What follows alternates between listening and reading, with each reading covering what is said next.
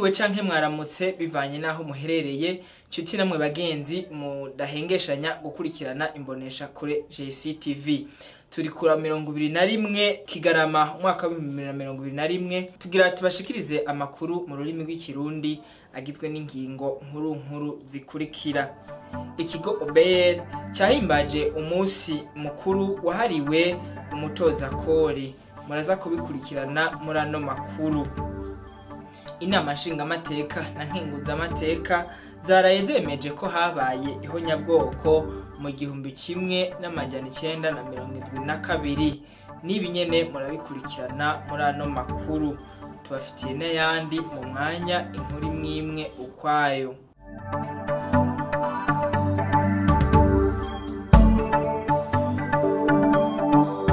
Inkuru imwe ukwayo. Ikigo OBR cahimbaje umunsi mukuru wahariwe umutoza kori. Uyu munsi mukuru wari watewe iteka na nyine icubahiro umukuru w'igihugu cacu c'u Burundi Evariste Ndayishimiye. Ivyahavugiwe tubikesha Sofoni Hicu Burundi. Ikigo OBR cyahawe amezi atarenga 3 gusa kugira ngo kizobe cyamaze gushira ibikorwa gikora mu buhinga ngurukana bumenyi, bikaba byashikirijwe n'umukuru w'igihugu cyacu nyene icubahiro Evariste Ndayishimiye mu gico kigo cyari kiramutse gihimbaza umunsi wahari mu mutanga kori hari kuri Stade Ntwari kuri uyu wa 21 Kigarama umwaka wa 2021.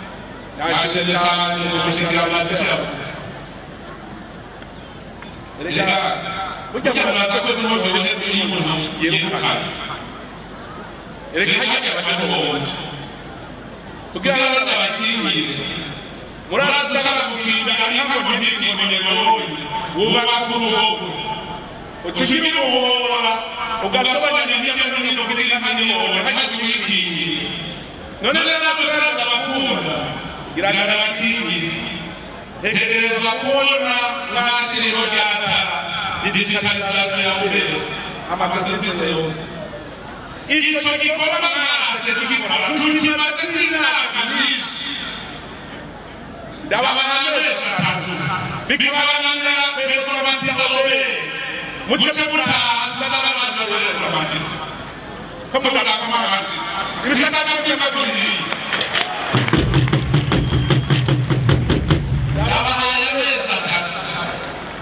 biramamaje kuba mubeza tugazana byose ikamana ibindi kutayibera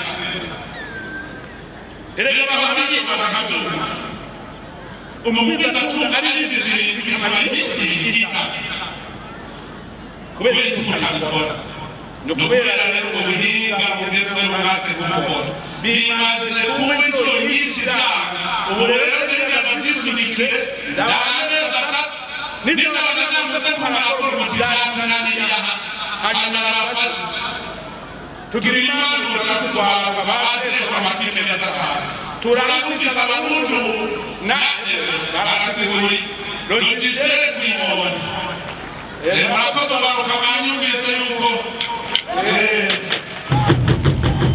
umukuru w'igihugu cyacu cy'u Burundi akaba yaboneyeho akaryo ko gukebura no guhanura ayandi mashyirahamwe nk'ayitumatumanaho ry'amakuru gushyira inyungu zabo mu burimyi.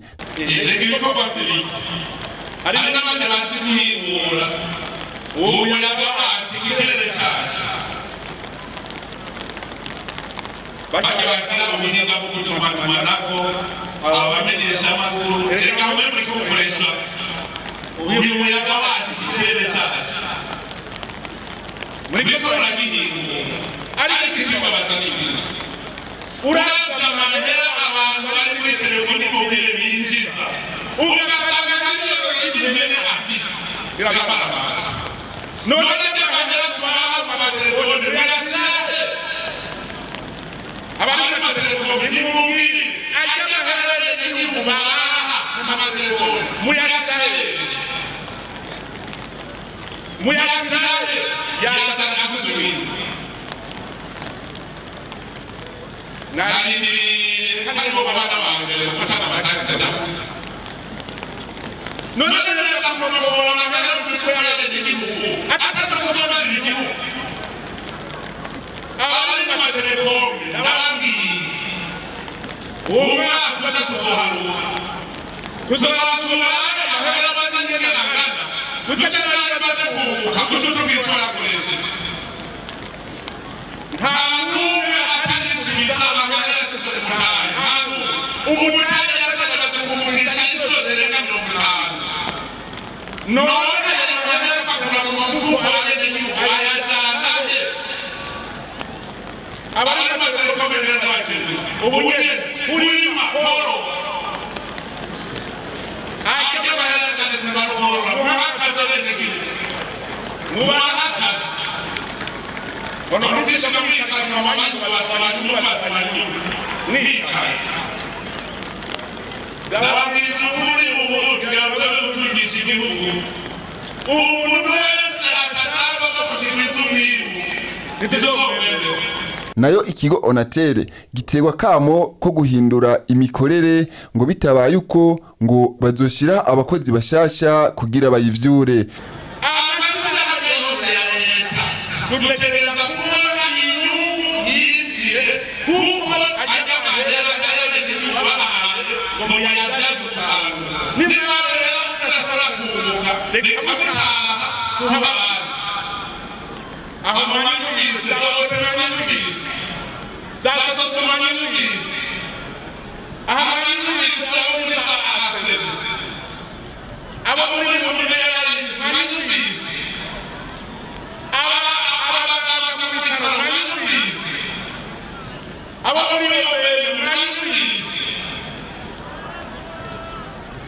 najya nabwira ibisata byose bya leta amahera yinjirayo dutegerezwa kuyaharura mu mahera igihugu cinjije kuko niba bavuga ko dukeneye ayo mahera yose arayasanza tugaharura gusa amahera y'abadansi n'amakori aho amahera yose yinjiye mu bisata by'igihugu zabebene zose barahanyuka amahera yose tuzayaharura yose tumenye tuti umwaka umurundi twinjije amahera angana uku hanyuma tuyatunganiriza ibyo akora niba ari mu buvuzi tuvuge tuti mu buvuzi nayo tuvuge tuti muri iki gisata cy'indero nayo niko nyine azokorayo amakomine arazi kunabyibanye amakomine dutegereza kumenya amahera yose yinjiza abasirikare baranagize wabo ikigega mbere kiregeranya amahera yose yinjira mu bisata byose by'igihugu none zose zibodede bose amabasata ikora n'amakazi yose sosumire yerekana neza umutana w'umwaka otebe yerekane umutana w'umwaka bango yerekane umutana w'umwaka ahantu hose leta ifite umunani tugeza kubona amahera twinjije kandi tuzosagara hose murabizi umugani n'iterambere ryageze no kuvuga yuko bamwayitunga adashobora kukamisha aho unatera abantu bizo unatera nyamabati ya watu nibo mbona nyamabati banayerekeza mbele magara ukazaba umakuru kwa muri kuzo na kayani mahera muri unatera kwa kwezo umwana uye muyachaka kama yana kuzoa ana mahali yeba kwa abakozi unatera batumbele nimpamvu ushaka ko leta izana amahera muri unatera baza mwese mubona umurongo mutahe hanyuma tuze mwizurire. Twabamenyesha ko ibi bikorwa byatangujwe no kugendera abari bitabiriye ihayanishagurisha ry'amahinguriro n'amashirahamwe atandukanye.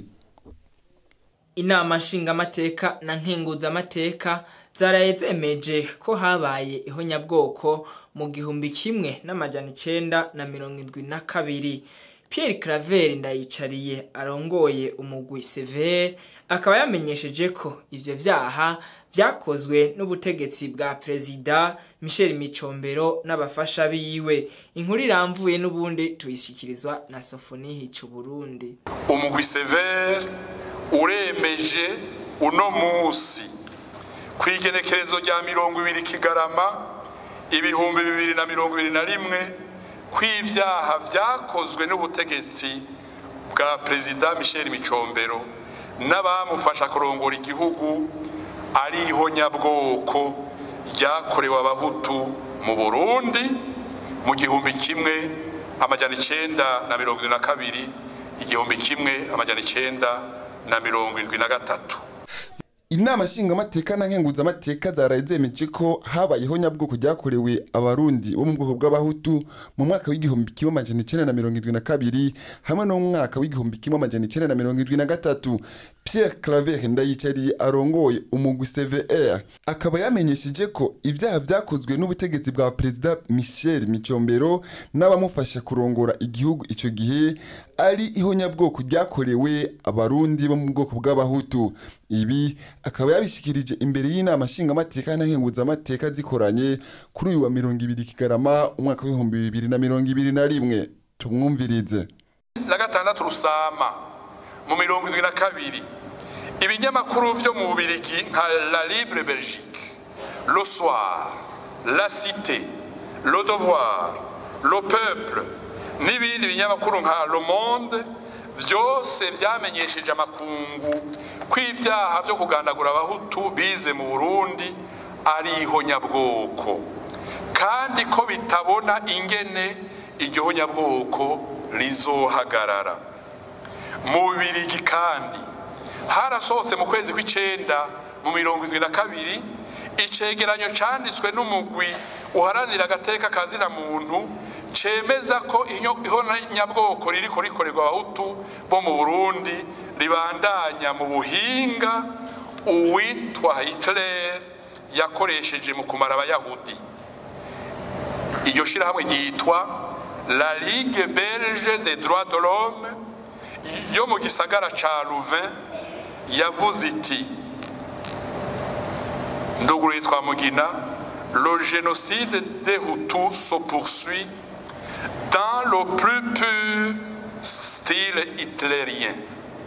Le génocide des Hutus se poursuit dans le plus pur style hitlérien. Ndugaye twamugina. Ikindi umugwi Severe ntiwokwibagira kumenyesha abashinga amateka n'abakenguza amateka n'ivyanditswe n'umwigisha René Le Marchand kwigenekerezo rya 20 Munyonyo mu 74. Uwo mwaka René Le Marchand niho yasohora igitabo yise Le génocide sélectif au Burundi. Ku vyaha vy'agahomerabunwa vyakorewe abarundi mu 72 mu 73 ishirahamwe mpuzamakungu ONU ryarasohoye raporo kwigenekerezo rya 2 mu Kakaro 1985 yemeza ihonyabwoko ryakorewe abahutu bo mu Burundi. Iyo raporo yitwa rapport Whitaker. Iki kintu kirahambaye, ishirahamwe ONU ryaremeje ihonyabwoko ryo mu Burundi, habura ubutegetsi bw'igihugu buvugira abagandaguwe. Rapport Whitaker twashikirije inzego zadukoranije no munsi. Uwundi muhinga yasiguye ivyaha vyabaye mu Burundi mu 72 n'umwanditsi w'umuyahudi afisa kabira k'abanyamerika yitwa Ervin Staub yanditse mu 1989 ku caha c'ihonyabwoko cakorewe abahutu bo mu Burundi. Abandi banditsi bazwi mu Burundi ni Jean-Pierre Chrétien yigishije i Burundi na Jean-François Dupaquier bigishije mu Burundi. Basohoye igitabo mu 2007 bemeza ko ivyaha vyabaye mu Burundi mu 1972 na 1973 ari icaha c'ihonyabwoko ryakorewe abahutu. Abo banditsi bose bigisha mu Burundi mu 72 igitabo banditse cemeza ivyabaye vyakozwe n'ubutegetsi, cemeza ko ivyabaye vyakozwe n'ubutegetsi bwa Michel Micombero. Ico gitabo banditse citwa Burundi 1972 au bord des génocides. Duhereze ku mwanditsi René Le Marchand twamaze kubashikiriza yakurikiranye cyane ivyaha vy'agahomerabunwa vyakozwe mu Burundi. Uwo mwigisha René Le Marchand yashimye gukoresha ijambo rishasha. Kuri we mu Burundi ntihabayeho nyabwoko gusa, bimwe bita genocide. Kuri we mu Burundi habayeho nyabwoko yise ethnocide. Iyo jambo rishasha ethnocide yarisohoye mu 1994. Nyeniteka umukuru w'inama nshingamateka, nyeniteka umukuru w'inama nkenguzamateka, banyakubaha mugize ibiro by'inama nshingamateka n'inama nkenguzamateka, banyakubaha mwese mwatowe n'abene gihugu, umugwi Severe ushinzwe gutohoza ukuri ku vyaha vy'agahomerabunwa vyakorewe abarundi mu 1972 na 1973. Umugwi Severe wihweje integuro zidasanzwe zakozwe n'abaserukira inzego zitandukanye z'igihugu kuva hejuru gushika mu nzego z'intango imbere y'ivyaha vyakorewe abarundi bo mu bwoko bw'abahutu mu 1972 1973. Umugwi severe wihweje kandi ibimenyetso vyerekana ingene ubutegetsi bwa Perezida Michel Micombero n'abamufasha bashize mu ngiro umugambi wo kugandagura ku bwinshi mu gihugu cose abarundi bo mu bwoko bw'abahutu. Umugwi severe uremeje uno musi kwigenekerezo rya 20 Kigarama 2021 kw'ivyaha vyakozwe n'ubutegetsi bwa Perezida Michel Micombero n'abamufasha kurongora igihugu ari ihonyabwoko ryakorewe abahutu mu Burundi mu 1972 1973. Iki cegeranyo gishikirijwe inama nshingamateka n'inama nkenguzamateka ziri hamwe mu ngoro y'amakoraniro mu Kigobe. Banyeteka mwese muravyumvise, umugwi severe uhejeje kwita izina ivyaha vy'agahomerabunwa vyakorewe abahutu bo mu Burundi mu 1972 1973. Uza kwisonga muri ubwo bwicanyi yitwa Michel Micombero kuko ari we yaramuswa igihugu mu 72 mu 73. Nyeniteka umukuru w'inama nshingamateka, nyeniteka umukuru w'inama nkenguzamateka, mwese bubahwa mwatowe n'abene gihugu, umugwi severe warabandanije uriga wongera urasoma amategeko y'igihugu n'amategeko mpuzamakungu uyerekeza ku vyaha vyose vyakorewe abarundi batandukanye.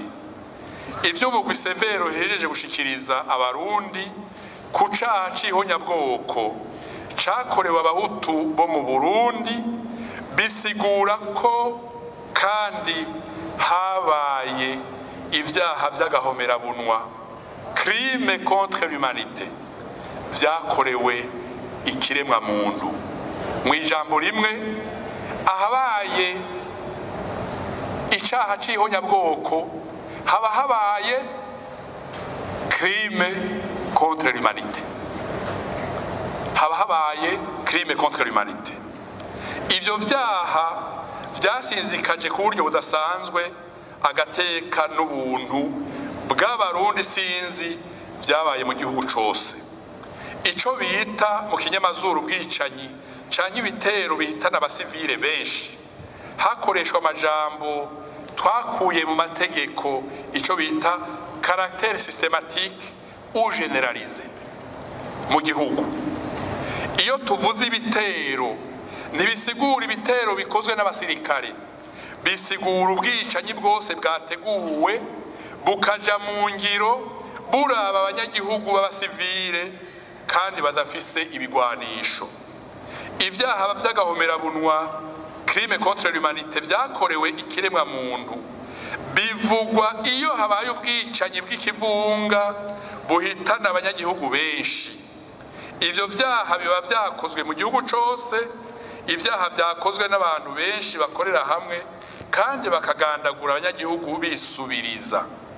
Ikiranga ubwo bwicanyi ni ingene bwateguwe n'ingene buja mu ngiro, bikaboneka ko hari intumbero n'integuro abakora ivyo vyaha bahawe, bakongera bagakoresha uburyo buhambaye bwa leta canke uburyo bw'abigenga bwegeranijwe n'inzego z'igihugu. Iyo nteguro y'ivyaha ntirinda kumenyeshwa bene gihugu nk'umugambi w'igihugu. Igihambaye muri vyose nuko haboneka integuro, plan canke umugambi politique bigaragaza ko ibitero vyabaye vyateguwe. Ivyaha vy'agahomerabunwa, crime contre l'humanité, vyakorewe ikiremwa muntu birashobora gukorwa mu gihe c'amahoro canke mu gihe c'ingwano. ivyabaye mu Burundi mu 2022 naho vyoba ari ivyaha vy'agahomerabunwa crime contre l'humanité vyakorewe ikiremwa muntu. Umugwi severe waravyize wongera bitohoza wisunza amategeko y'igihugu, igitabo c'amategeko mpanavyaha n'amategeko mpuzamakungu Uburundi bwemeje.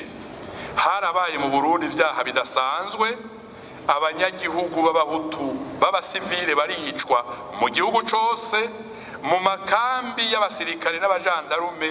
Abasirikare n'abajandarume baratswe inkoho baca baricwa na bene wabo b'abatutsi. Ivyo vyarabaye muri kompanyi komando Igitega, mu ikambi ya Bururi n'ahandi. Abasirikare n'abajandarume benshi bari barungiswe muri konje batazi aho rizoherera, ico bita konje illimité. Bagandaguwe mu bambere mu gihugu cose.